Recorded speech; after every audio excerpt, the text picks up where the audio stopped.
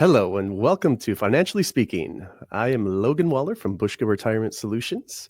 And if you'd like more information about what you hear during our show today, give us a call at 715-355-4445 or visit us online at retirewithbushka.com.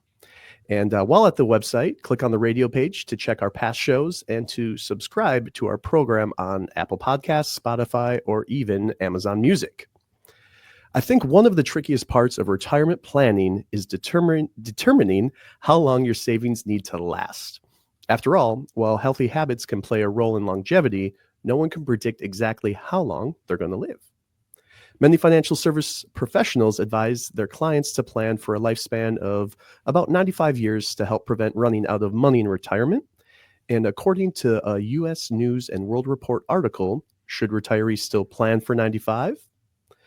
But is that still the right approach? Some experts are raising doubts about that. So in today's episode, we're going to take a deep dive into the wisdom of planning for age 95 and explore what the latest data tells us. Plus, we're going to cover some essential financial planning strategies for retirement. But first, let me introduce my co-host, Tony Shore, who I suspect will still be hosting this show well into his 90s. I don't know about that. If my voice holds out, I'm going to keep doing the show every single week. And great to have you guys here. Now, we have two hosts today there at Buska Wealth Management and Buska Retirement. Of course, Logan Waller. Logan, great intro there. And Ryan Connor. Ryan, you were here a week or two ago, I think. Yeah. That was the other Ryan. We've got two of us. So really? Okay. That's right. You're in the Eau Claire office. That's right. Okay. I see. There's two Ryans. Now I'm really confused. Holy cow. And you look nothing alike, so I don't know what I'm talking about. Speaking of age 95, maybe I'll have to retire sooner than I thought. The early onset is going catching downhill. up with me. Yeah, the early onset. We have Ryan Connor from the Eau Claire office and Logan Waller from the Wausau office. And guys, great to be here with you. Thanks for having me on your show today. I know you guys have a great one lined up for us. But first, let's talk about, we have to talk about, of course, things like the weather. We'll briefly mention that. I was saying before the show, I think we completely skipped spring. What do you guys think? Yeah, we went right from March to June, basically, from like 45 and rainy to 85 and sunny without any little intermixing of 65-degree weather. Right. I'll take 85 and sunny, though, any day of the week. How about you, Logan? Same here. Yes, I love the vitamin D I'm getting. I missed it during the winter. Sure. So I know we talked before the show. Logan, what have you been up to the past week and this past weekend since it was so nice? Besides not working on your house, we talked about how you haven't been getting any work done in your house. So what have you been spending your time doing? Yeah, so the work isn't happening inside anymore. It's moving outdoors. So I've owned my own house for a couple of years now, and I got to keep up with the Joneses on this nice grass I see in my neighborhood. So I'm learning all the tips and tricks of how to irrigate and throw the seed down and kill off the dandelions. So it's a lot of outside work. Yeah, it is, isn't it? And I've been away. This past weekend, I was actually in New England. I'd never been to Maine, and I went to Portland, Maine. Had lobster. Oh, my gosh. It was incredible. Very nice. Yeah. It's one of the longest flights I know is from Portland, Maine to Portland, Oregon. Luckily, I wasn't going from Portland to Portland. Thanks for that trivia, by the way, Logan. That's what I'm here for. You had that one ready to go. You pulled that one out of the nether regions, I think. So that's awesome. Ryan, what did you do this past weekend? Yeah, one of the downsides about when the weather gets warmer is then you spend, as a parent, you spend the entire weekend chasing your toddler around trying to put sunscreen on them. And so I spent a non-insignificant amount of my Sunday just trying to make sure that my daughter had sunscreen on her. Yeah. I was asked once to give a commencement address at a college, and all I had prepared, my notes just said, always wear sunscreen. That's my message for the kids, for the graduates. Yeah. I think that's always, and bring a towel. Don't All the panic. time. Always wear sunscreen and bring a towel. That's pretty much it. I think that's pretty much all you need in life, isn't it? I need to be taking notes here. Yeah. Yeah. And then I just yelled out Fitbit and tapped my wrist and walked off. I don't know what that means, but I don't know did if you were asked back again. No. They did give me an honorary doctorate and told me never to come back. Mission accomplished. Mission accomplished. So, yep, that's the life of a broadcaster for you. But you guys you help people. I don't know. I think my job is to annoy people. You guys help people, and you've helped so many people in the communities around all over the state and in the I don't know what we call it, the tri-state area. I mean, even the crazies from Illinois and Minnesota. I mean, you guys have helped a lot of people. So I think that's fantastic. And we're going to talk today about retirement targets. And you're not targeting elderly people. That's not what we're talking about. We're talking about how to hit your dates in retirement or key timing. So who's going to go first here? What do we need to know? Yeah, so the article that Logan references a study by Healthview Services, Retirement Planning, Longevity, and Health. Does it make sense to plan to 95? And this study found that for most retirees, planning for 95 is often overly cautious. The report highlights that 95% of retirees in their 60s, again, 95%, have at least one chronic condition that could shorten their expected lifespan. Yet, despite this data being applicable to the overwhelming majority of folks, most financial services professionals continue to use that 95 number as a benchmark when designing retirement income strategies. Yeah, and there's probably reasons for that, though. And we're going to go over some of the reasons why you guys might do that, regardless of some of the data. And I have to say, this is really interesting. I mean, but if you think about it, okay, so let's say the majority of people won't make it to 95. Plenty do, and we are living longer. So why do a lot of financial professionals, including yourselves, like to stick to that number? Well, I think I think it really comes down to just the fear of outliving your money. You work so hard during all these years to save all that up. And in my experience, that's one of the biggest concerns retirees have. And while 95 may be a very optimistic target, people are generally living longer, which increases the risk of running out of funds, with the advancements in health and technology, those type of things, right? So the article includes insights from financial services professionals like ourselves who automatically assume all of their clients will live to 95. And in the article, she argues that while it's conservative, there's no real downside. If a client passes away before then, their remaining assets simply transfer to their loved ones. So assuming they have a well-structured estate plan and financial strategy, the money's sticking with the family. Yeah. I mean, that makes sense. Nobody wants to risk running out of money in retirement. That's the biggest fear people have. And I know that's why you guys do what you do, is to help make sure people do not run out of money in retirement. And working with a financial professional is a smart way to ensure that financial security, no matter how long you live, right? Yeah, absolutely. Another financial expert in the article talked about how planning for that age 95 can help clients prepare for increased healthcare costs as they live. One of the things that Logan talked about is, advances in medical technology has helped, but someone also has to administer, those improvements. And so even if someone doesn't live to 95, their expenses, especially for medical care, can rise significantly, especially in their later years. And so overfunding retirement is going to be a safer strategy for them than underfunding it. Yeah, I think that's a great point. But how far above our average life expectancy is 95? I mean, what's the average out there?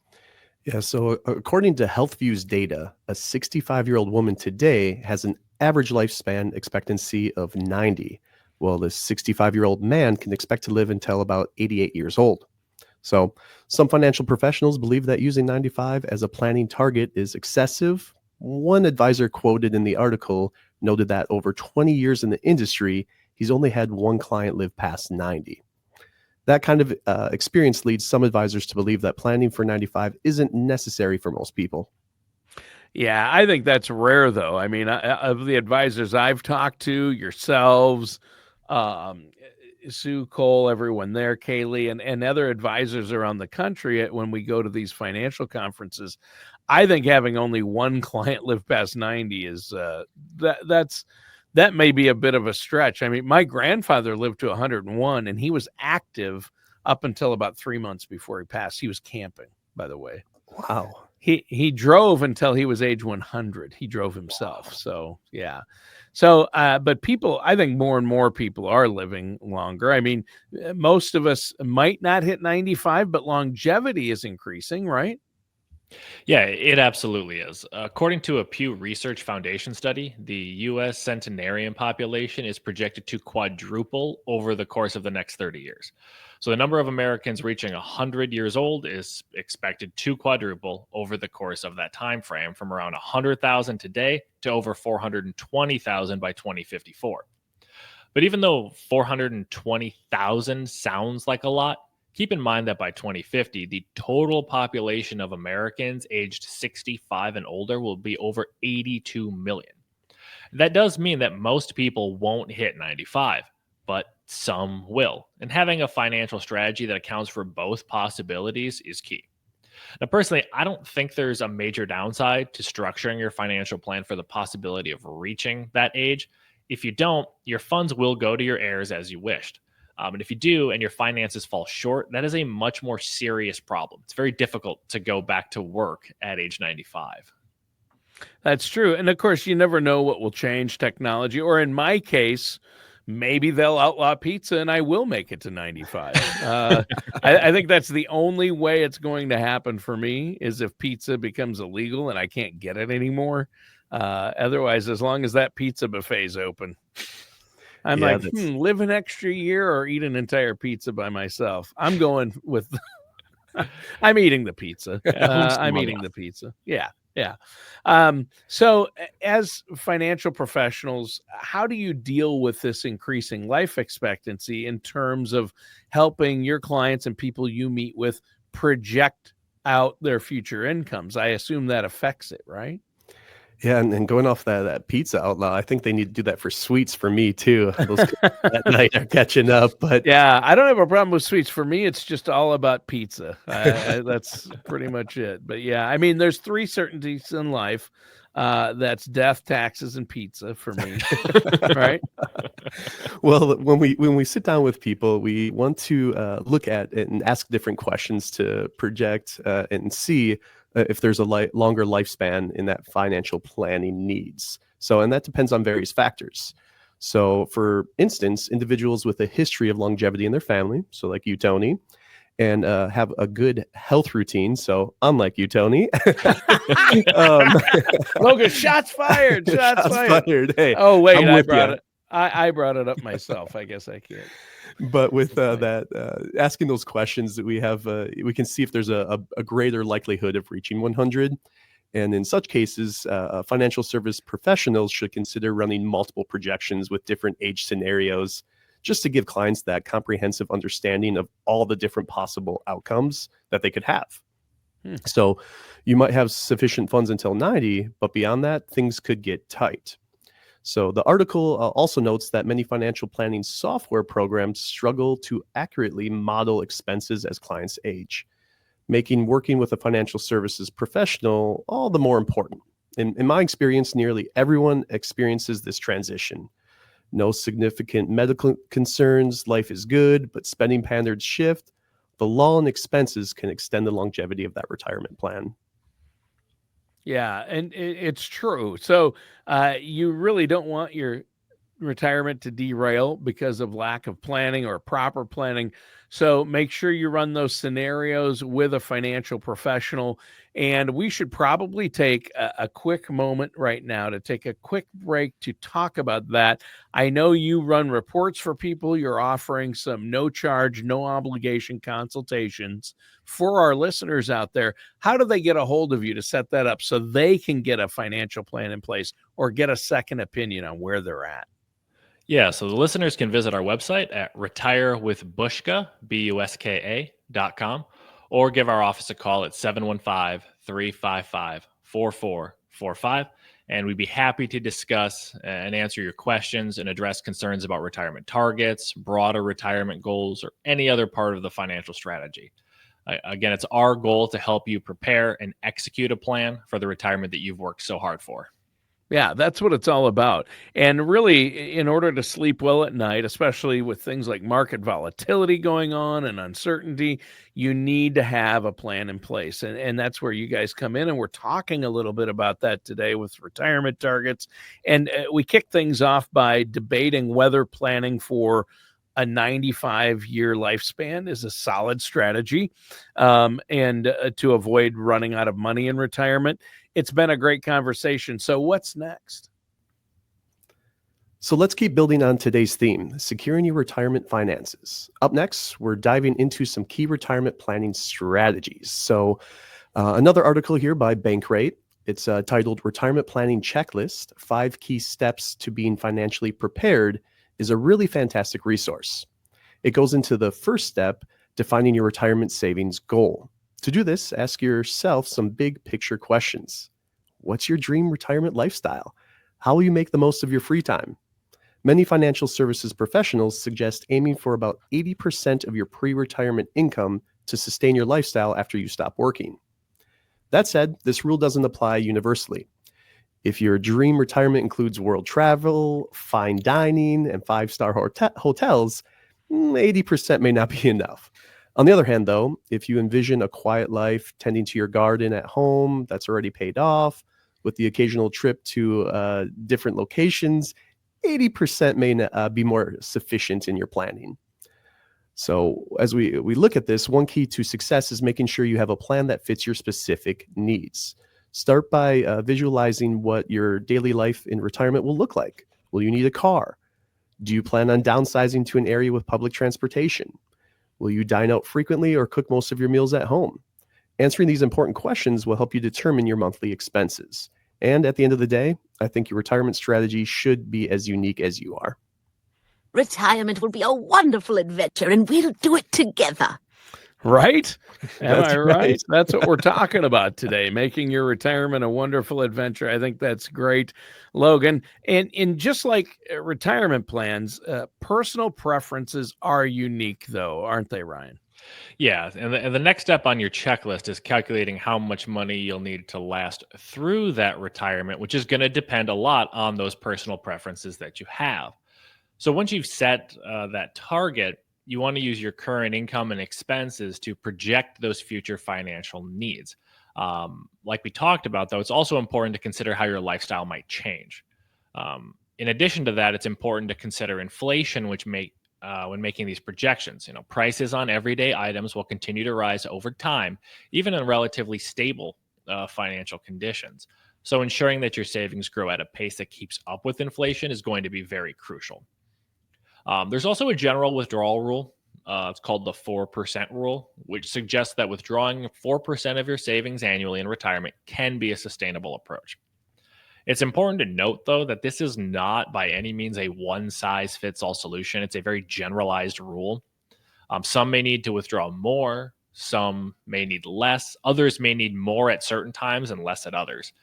This is why working with a financial services professional is really important and can help you determine a withdrawal percentage that aligns with your particular circumstance. It's also critical to prepare for unexpected expenses that will inevitably arise. The only thing that we can expect is that those unexpected expenses will happen at some point, whether that's a broken appliance, emergency plane tickets, a new lawnmower, new siding, new furnace, whatever it might be. That can take a chunk out of your savings, and setting aside funds specifically for those emergencies can help keep those costs off things like high interest credit cards. Yeah, exactly. You never know when you'll run over a nail and need a new tire. I mean, tires are cheap. I don't know if you guys have bought a set of 4 new tires lately, but wow. Yeah, just last week for the wife's car.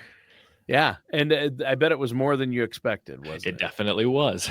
Yep. The last I've had to buy, with between the 3 kids and my wife and I, 5 vehicles. I've replaced tires on 2 vehicles in the last 3 months, and that's where that emergency you're fund. going to be working to 95, buddy. I am going to be working. Thanks. Geez. That's great. I hate to hear that from a financial professional. Hey, prepare to work till 95. No, most people, your clients don't have to work that long. That's for sure. Yes. Don't see that one. Yeah, that's great. Hey, I've said it before. I'll say it again. As long as my voice holds out, I'll be here. But emergency funds are really important. I know you've talked, some people say 3, 6, 9, 12 months of income in an emergency fund is very helpful, especially to have saved up before you retire. What's next, Logan?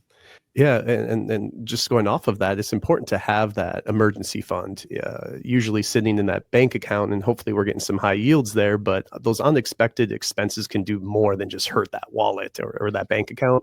They can derail your financial plan. So in this article, they highlight a New York Life survey that found the average cost of long-term care needs exceed $115,000 a year. So many assume they won't need these services until maybe their 80s. But what if circumstances require long-term care in, let's say, your early 70s? I strongly suggest discussing emergency savings and options for funding your long-term care needs with a financial services professional. Planning ahead can make a world of difference for you. So additionally, even after retirement, it's essential to monitor your investments, savings accounts, and all those different financial tools you're using just as closely as you did while you were working. Consider scheduling regular check-ins, either quarterly or annually, to review your financial strategy and adjust those needs as those life events or circumstances come up. Yeah, that's really good advice. Obviously, long-term care is a biggie. I'm glad you brought that up, Logan. My mother has been in long-term care over 2.5 years now, almost 3. And so mid to late 70s is when she went in. And when she went in, it was $6,000 a month. And now she needs full care. It's $11,000 a month. And most people have no concept of that or how they're going to cover that. And that's why, there's a lot of great strategies that you guys have, like hybrid policies and other planning that you can do. But you need a solid plan in place. And, I think it's like 70% or just over 70% of everyone out there is going to need long-term care at some point or another, for some length or another. So I think that's great. Financial management is important in these situations. So what's next? And yeah, Tony, another crucial step is understanding tax advantage retirement accounts. First up, we have the good old 401k plans. These are employer-sponsored accounts, often include a company match and also tax-deferred contributions, meaning that your money grows tax-free until you start making those withdrawals and distributions after age 59 and a half. Then there's the traditional IRA, which is very similar to that 401k because it allows that pre-tax, also known as qualified contributions, with taxes due upon withdrawal. Unlike a 401k, IRAs are managed independently rather than through your employer plan. Another option is a Roth IRA, where contributions are taxed as they go in or taxed up front, but qualified withdrawals in retirement are completely tax-free. Roths may be right for some or wrong for others, so discussing the different ins and outs of a Roth with your financial services professional before making that final decision is important. And beyond those, other useful retirement savings options could include simple IRAs, SEP IRAs, solo 401ks, and don't forget about that nice health savings account, also known as a HSA. These accounts provide triple tax advantages by letting you save for healthcare expenses while also reducing your taxable income and allowing for tax-deferred growth. Withdrawals are tax-free as long as they are used for qualified medical expenses. Yeah. Well, and that's why, again, it's a great idea to meet with a trusted financial services professional, fiduciaries like yourselves, because you guys can help our listeners out there find the right tool for your specific needs. And my dad always told me, he said, Tony, if all you have is a hammer, everything's going to look like a nail, right? If all you have is a hammer, everything looks like a nail. But that's not how to go about planning for retirement. And that's where you guys come in. But speaking of coming and going, I just have one question for our friend Ryan in Eau Claire. So how's it going down there in financial services? Matthew Perry had a little question there from friends. You left us. I think it was something I said. I started talking earlier, and Ryan just went away completely. But Yeah, he's you back. you bothered my Ethernet adapter apparently, which apparently needed to restart. Yeah, the video recordings do take a lot of bandwidth, so there's always that. But again, financial professionals like yourselves, great to work with. You really want to tailor a plan for your own specific needs, and that's where you guys come in. So what's another strategy or takeaway here? Yeah, I mean, another really important takeaway is to consider starting to save now. I mean, when it comes to investing, the most important aspect is going to be time. And even if you've already started contributing, consider increasing those contributions. The article we've been discussing explains that investing just $500 a month, if you assume a 7% return over the course of 30 years, would grow to a little more than $560,000. But if you can't afford, $500 right now, don't worry. Start with a smaller amount and increase that over the course of time as your compensation may grow or your expenses may shrink. And that can still lead to very significant growth. And you're also going to want to look at diversifying your expenses, your investments as well. A mix of stocks, bonds, other types of financial tools can help balance risk while allowing your money to grow. So you're still able to get growth, but maybe without volatility if risk tolerance might not be at that level. One final thing I want to mention in this regard is that if your employer offers a matching contribution into your retirement plan, consider contributing at least that to get your full match. That's free money. That's part of your compensation that will also compound over the course of time and put you in a better spot when you do reach retirement. Well put. I mean, Ryan and Logan, the old saying, when's the best time to plant a tree? 20 years ago. When's the second best time? Today. And that's true with saving for retirement as well. The best time to start was at least 20 years ago. For me, it was longer than that, but for you guys, maybe 10. But for myself, it was a while back. And if I only knew what I knew now back then, and I know you guys hear this from almost everyone you meet with, hindsight's 2020, but my daughter is 21 and she puts a couple $100 a month into a Roth IRA at 21. Had I been doing that at 21, I wouldn't be sitting here with you guys today. I'll tell you that. I'd be on some beach. We're working till 95, just right? walk into that mailbox going, hello, check.